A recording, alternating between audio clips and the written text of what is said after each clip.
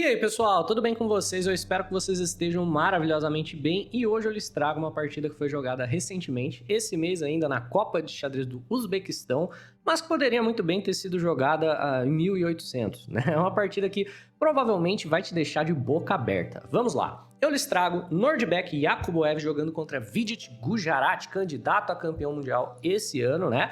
E o Yakuboev começa com o peão D4, o Vidit joga o gambito da dama aqui, na verdade o Yakuboev oferece ao Vidit o gambito da dama e o Vidit aceita o gambito. Eu sempre gosto de ver um gambito da dama aceito, porque muita gente tem preconceito com a linha, mas na realidade eu acho que é uma linha muito mais fácil de pretas jogarem do que o gambito recusado, principalmente para jogadores iniciantes.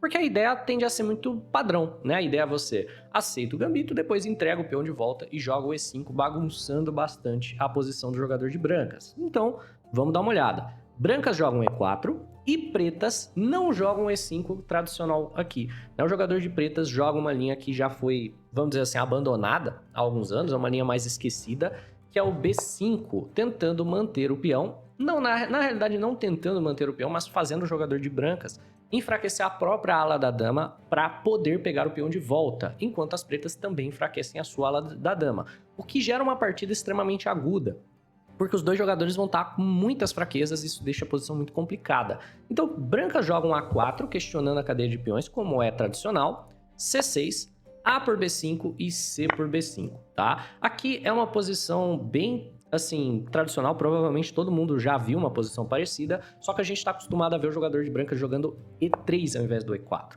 E se a gente entra exatamente naquela mesma linha, porque o peão está em E3, a dama pode vir para casa de F3, forçando vitória material ao longo dessa diagonal. E é essa linha que você estuda quando você está começando no xadrez, e aí você cria essa imagem de que o gambito da dama aceito é ruim para as pretas, e que o melhor é você jogar o gambito recusado, o que não é bem a verdade, né? A realidade é que as duas linhas são teóricas e podem muito bem ser jogadas.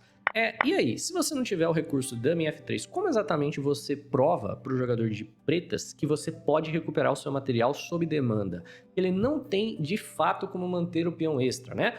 E aí, qual é a refutação aqui para as brancas? O que é que você aí de casa jogaria? Se você disse cavalo em C3, por conta própria, esse não é o recurso para as brancas, tá? O jogador de pretas tem como manter o peão jogando bispo em D7 ou dama em B6, né? São dois lances aqui que o jogador de pretas tem como jogar. No entanto, a ideia seria o cavalo em C3, seguido pelo recurso, né, B3, aqui. Esse daqui é o recurso de fato para o jogador de brancas. Quando ele joga o B3, já se torna impossível ficar de olho aqui no peão da casa de C4, e caso seja efetuada essa captura, vai cair o peão de B5 primeiro, e na sequência cai o peão da casa de B3, né? Então, o Yakuboev joga o B3 de maneira imediata, é impossível manter o peão extra, então o Vidit joga agora o E5 batendo no centro. Essa linha é uma linha bem abandonada, isso daqui é das antigas, foi jogada profissionalmente nos últimos anos, apenas 11 vezes, né? Então provavelmente pegou o Yakuboev de surpresa. Ele já gastou 20 minutos do seu relógio e estamos apenas no 6º lance da partida. Vamos lá, o que você jogaria aqui de brancas? Tem um jogo na base de dados que é muito bacana, que é um jogo do Mamedjarov de brancas jogando contra o Nakamura. Foi um desses jogos aí que foi jogado recentemente, onde o Mamedjarov joga D5 aqui, e a posição já fica imediatamente perdida para as brancas. Pois é, perdida, é isso aí. A posição aqui já está dificílima de defender, porque cavalo em F6 vem batendo no peão de E4 e você não tem já direto uma boa defesa. Olha o tanto que é complicado e olha o tanto que esses peões te atrapalham. Porque a defesa tradicional ao peão de E4 seria cavalo em C3, né? Só que aí B4. Se você jogar cavalo em D2, C3, a mesma ideia. Esses dois peões aqui, ó, não te deixam proteger o peão de E4. Então Mamedjarov jogou um lance aqui super natural, ele jogou dama em F3. E por incrível que pareça, brancas estão perdidas, completamente perdidas e não tem o que fazer. Pausa o vídeo e veja se você encontra a sequência para o jogador de pretas que, enfim, arremata a partida. Eu duvido você encontrar, essa daqui é relativamente difícil, viu? Será que você encontrou cavalo em C6, um lance completamente absurdo? Você pode estar se perguntando, pô, mas cavalo em C6 faz o quê, né? Você entrega o cavalo assim por nada? Pois bem, o que é que acontece se brancos tomarem o cavalo? E aí, será que você encontra agora que eu te mostrei o lance, pelo menos a justificativa do lance? A ideia é que se você tomar o cavalo, você perde a dama por conta de bispo em G4, e se você movimentar a dama, checkmate na casa de D1. No entanto, né, se você não tomar o cavalo vai vir para casa de D4, que é muito forte para o jogador de pretas e vai seguir a perda do peão de E4, no mínimo, se não muito mais material, né? Porque esse cavalo em D4 também vai bater aqui na casa de C2 e a posição fica muito difícil de segurar para o jogador de brancas, né? Esse é o veneno das linhas do gambito da dama aceito. E depois de pensar por quase meia hora, nós temos D por E5. E eu tenho certeza que o Vidic não esperava esse lance. É um lance que está ofertando de maneira clara e objetiva uma troca de damas, a igualização total da posição, e o jogador de pretas terminaria certamente aqui com um empate por conta dos vários peões soltos que vão começar a cair para os dois lados, né? Se damas forem trocadas, a posição está completamente igual. Então o Vidic pensa por 20 minutos e ele acaba jogando bispo em B4 cheque. Esse lance de desenvolvimento com cheque vem com o objetivo de fazer as brancas cobrirem o cheque para que agora ele possa voltar o bispo para a casa onde ele de fato queria desenvolver, para poder negar a troca, né? Então agora não teremos uma troca de damas, brancas vão ter um pouco de dificuldade de rocar o próprio rei porque estão atrasadas no desenvolvimento em troca desse material. Brancas jogam cavalo em F3, temos cavalo na casa de C6, certo? Cavalo em C3 batendo no peão da casa de B5 e bispo em G4 cravando o cavalo e por consequência ameaçando o peão da casa de E5, essencialmente ofertando uma troca de peões, né? Então a ideia agora é cavalo por B5, cavalo por E5 e a posição tá bem tranquila, tá caminhando aqui para uma posição de igualdade, onde o jogador de pretas está pressionando a peça cravada, ameaçando dobrar peões. No entanto, né, nós podemos seguir aqui com o bispo em E2 tranquilamente. Só que o Yakuboev não liga se os peões forem dobrados ali e se ele tiver que jogar com o rei no centro. Ele quer, na realidade, manter a vantagem material e, portanto, ele joga bispo por C4, assegurando que ele vai ficar pelo restante da partida com um peão a mais, que não é tão fácil de recuperar para o jogador de pretas. E se as pretas quiserem dobrar peões, que dobrem, né? Eu utilizo a minha coluna semi-aberta G para atacar o seu roque. Então, por exemplo, se bispo por cavalo, G por cavalo, cavalo em F6 e talvez não imediatamente, mas eventualmente, torre G1, né? Ameaçando aqui o rei das negras e a posição, na realidade, é muito tranquila para as brancas jogarem, apesar de eu provavelmente não ter seguido aqui na sequência mais precisa de lances para as pretas também. Então, na prática, tivemos o cavalo em F6, ameaçando o peãozinho da casa de E4, que está solto por hora, e ao invés de defender o peão de E4, ao invés de voltar o bispo, ao invés de jogar tipo dama C2, o Nordback Yakuboev joga H3, tentando transpor para aquela linha, né? Ele tá querendo bispo por F3 e G por F3, defendendo o peão da casa de E4 dessa maneira e transpor para aquela posição que a gente já viu antes, tudo bem? E aqui o Vidic joga um lance super mega interessante e parece que o jogador de pretas está simplesmente ganho com essa ideia. Será que você encontra a sequência que na realidade parece ganhar para as pretas, mas não é tão simples assim, acaba não ganhando? E aí? Qual é a ideia para o jogador de pretas aqui? Aparentemente, a ideia para o Vidic é bispo por F2. Olha que lance bonito, né? A ideia de bispo por F2 é que você está sacrificando o bispo por dois peões, porque você primeiro toma o peão de F2, depois você toma o peão da casa de E4. E agora o jogador de brancas não tem como esconder o seu rei, porque se o rei vai para o canto do tabuleiro, digamos a casa de G1, a posição ela já fica completamente perdida de maneira imediata. Esse rei precisa defender o bispo. Olha, o bispo ele está de fato defendido duas vezes, mas o cavalo está cravado. Então a realidade é que o bispo está atacado mais vezes do que defendido na prática. Se o rei não defende o bispo, aí temos aqui ou o cavalo por F3 cheque, ou o bispo por F3 cheque, qualquer um dos lances que funciona, removendo a defesa do bispo da casa de D2. Eu acredito que bispo por F3 aqui funciona também, né? O computador está dizendo que cavalo por F3 era melhor, claramente porque vem com cheque, né? Mas a ideia aqui é você remover o defensor e depois da remoção do defensor capturar o bispo da casa de D2 que fica pendurado. Então a ideia é o rei caminhar para frente defendendo o bispo e parece que a posição está simplesmente perdida aqui agora, porque o seu rei está na casa de E3, né? Não precisa de mais explicação do que isso.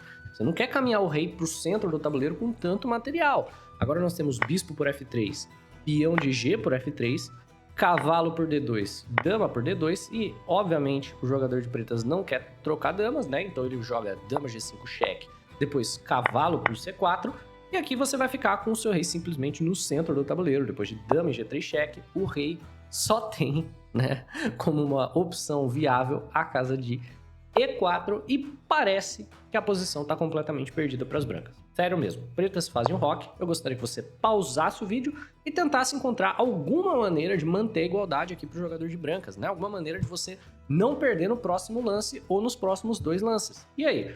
Pausa o vídeo e tenta encontrar. Existem apenas 2 lances que mantêm a igualdade para o jogador de brancas e parece que a gente tá jogando uma partida assim contra o Paul Morphy e vamos levar um sacode. No entanto, não é o caso. O Vidit levou o Yakuboev para a Floresta Escura e depois ele acabou se perdendo lá. E aí, pausou o vídeo? Encontrou a ideia defensiva para o jogador de brancas? Vamos lá. Nesse tipo de posição, é muito importante você calcular o que o seu adversário tem como ameaça. Porque você não vai encontrar ideia defensiva se você não encontrar ideia ofensiva do seu adversário. O que as pretas estão ameaçando? A ameaça das pretas é a vitória da dama. Você fala, nossa, mas como? A ideia é uma sequência de 2 cheques bem simples. Torre em 8 cheque, torre em D8 cheque. Né? Então primeiro ele força o seu rei a caminhar para a coluna D, depois ele dá esse cheque aqui, que é um espeto, que ganha a dama. Então, se você joga um lance, por exemplo, mesmo que venha com o tempo na dama do adversário, algo como torre em G1, por exemplo, o adversário vai jogar torre cheque, depois ele vai jogar torre cheque de novo, aí você fala, nossa, mas aí as 2 damas estão atacadas. O problema é que, como o seu rei está tão exposto, o adversário sempre tem como tirar a dama com cheque, mesmo que seja, por exemplo, trocando pela torre, né? E aí ele vai no final que tá com material a mais, porque ele acaba trocando aí dama por torre e ganhando a sua dama de graça. Então, por mais que ele tenha sacrificado uma peça, ele vai para um final melhor. Então, agora, se você ainda não tinha encontrado o recurso defensivo, tente agora que você entende qual que é a ameaça do adversário, tudo bem? E é sempre assim que você tem que pensar. Quando você está tentando se defender de um ataque, você tem que pensar o seguinte, se fosse a vez do meu adversário jogar agora, o que é que ele jogaria? Pense dessa maneira que vai ficar muito mais fácil de você analisar as posições e encontrar os recursos defensivos. Vamos lá. Esse cheque você não tem como impedir, mas você tem como impedir esse, e esse é o recurso defensivo das brancas. Brancas têm 2 lances que incluem, colocar o cavalo aqui na coluna D para tapar o torre D8 cheque. Então o primeiro lance que funciona é o lance cavalo em D6, com o objetivo primeiro de tirar o cheque aqui na casa de 8, e o segundo objetivo é que quando esse cheque vier, você pode jogar C5, simplesmente mantendo o cavalo muito bem.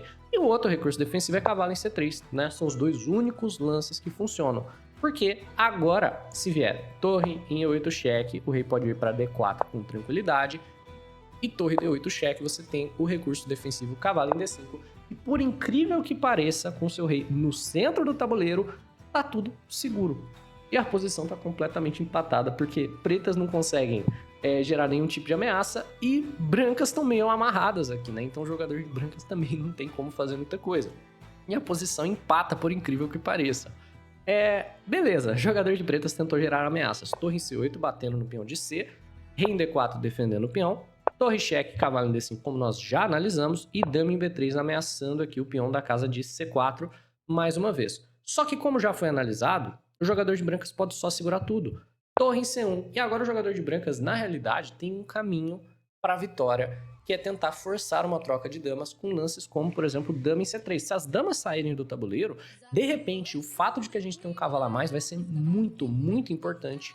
E nós vamos ficar numa posição ganha. O jogador de pretas tenta um recurso aqui ofensivo, ele joga F5 para poder controlar a casa de E4 e ameaçar, digamos, algo como torre em E8 e torre em E4 cheque, ou ameaçar uma infiltração de dama com cheque nessa casa, Alguma coisa assim que seja muito desconfortável, só que essa não era a maneira correta de jogar para o jogador de pretas. Esse lance gera uma fraqueza na posição, expõe um pouco o rei, o que facilita uma troca de damas com alguma sequência de cheques, e pode parecer um absurdo eu falar, nossa, o rei das pretas está exposto quando o nosso rei está na casa de D4. Mas o cálculo sempre bate o princípio. Nesse caso, de fato, por absurdo que seja, o rei do jogador de brancas está mais seguro do que o rei das pretas. Então brancas jogam torre em E1, ficando de olho nessa casa, que era o objetivo inteiro do F5, e pretas até podem tomar o peão de H, só que tomar o peão de H apenas dá tempo para o jogador de brancas se organizar, Jogar torre em E5 ameaçando esse peão, trazer a outra torre para E1 e jogar, enfim, de maneira mais ativa e depois ameaçar um cheque lá em cima que força a troca de material. Então o jogador de pretas escolhe jogar torre na casa de D6, Nós temos torre em E5 batendo no peão de F E pretas entregam um peão de F, né? Já estão com uma peça inteira a menos. Um peão não enfim, não vai fazer diferença. Aqui agora a gente tem uma pequena dança de oferta de troca de damas, né? Ó, dama em C3 oferta troca, dama em A2, dama em C2 oferta troca de novo. A dama vai para a casa de A3 ameaçando o peãozinho da casa de H3. Já vimos, a captura desse peão aqui, sinceramente não importa tanto, porque brancas estão com um cavalo inteirinho a mais. O jogador de brancas acha uma maneira bonita de finalizar o jogo. Primeiro ele dobra torres, né? Nós temos torre agora voltando para D8, porque a dobra de torres vem com uma ameaça de checkmate. Dama em C3 ofertando a troca de damas novamente, defendendo o peão, mas com uma ideia um pouco diferente, ó. Dama em A2 e agora rei em D3. O que ele quer fazer é dobrar, na verdade triplicar, só que sem que haja uma ideia de cheques perpétuos por parte das pretas. Então ele faz essa manobrinha rei em D3 aqui, que é uma manobrinha importante. Nós temos a dama passando para G2 e dama em D2, e agora você consegue bloquear o cheque com a dama por esse lado, porque o rei está em D3. Então, dama em E3 cheque, que é o lance que acaba, enfim, definindo a partida, porque triplica e, por consequência, não somente vai ameaçar o checkmate, como também vai acabar forçando trocas no futuro. Dama em H5, a torre vai lá para a casa de E7, ó, pressionando o peão da casa de G7, torre infiltrou na sétima, H6 e dama em G3 com mais pressão aqui na casa de G7, forçando torre em G8. Agora, torre em G1, colocando mais pressão ainda ao peão da casa de G7, que agora está ameaçado 3 vezes. Nós temos aqui, ó, torre na casa de B8, tentando um último recurso, como esse cheque, só que agora que você está ameaçando a casa de G7 mais vezes do que você defende, você joga torre por G7. Esse cheque não é problema porque você pode defender de cavalo. Esse cheque não é problema porque o rei tem a casa de C2. E o jogador de pretas abandona porque agora já é impossível de parar o checkmate. E nós temos então uma das partidas que sinceramente vai ficar pro século. Fala a verdade, se você visse essa posição aqui, ó, com o rei em E4, você imaginaria o jogador de brancas ganhando esse jogo? A partir dessa posição, dá pra pensar que brancas ganharam? Porque, sinceramente, eu acho que não. E eu acho que o que isso diz sobre o xadrez é que estamos saindo da era dos princípios enxadrísticos e entrando novamente na era onde tudo que importa de verdade é a habilidade de cálculo individual dos jogadores. E essa partida é uma das provas disso. Bem, pessoal, por hoje é só. Eu espero que você tenha achado no mínimo interessante. Se sim, deixa o like no vídeo, se inscreve no canal e até a próxima.